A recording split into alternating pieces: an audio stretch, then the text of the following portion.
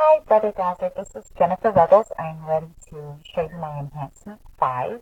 We're going to start here on the Product Management page and go to Add a New Category and validate the HTML.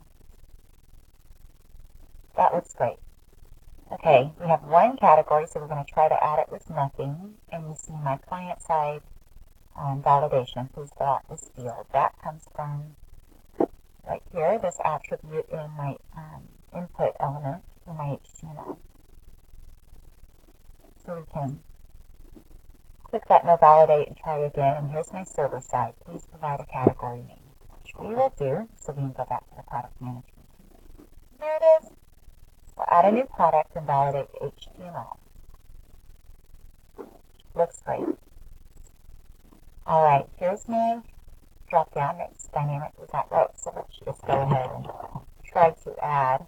We solved the problem with these spaces on the discussion board. I think Adrian posted that those leading spaces that I had in the virtual lab came from having an extra space or line in the code right here. So I removed it and it solved the problem. Thank you to Adrian. So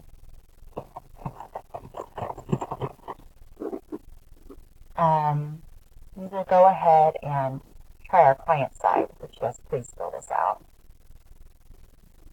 We'll take that away so we can continue with the server side. We'll do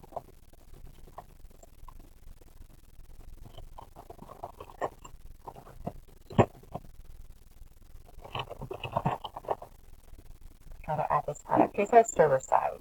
You can see that it's sticky. All of these things are still here, including my drop down. And these two are empty because in my code I chose to have them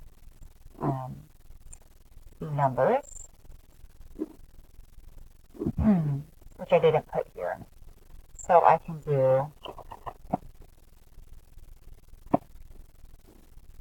you can see invisible is successfully added. And if I go to my inventory,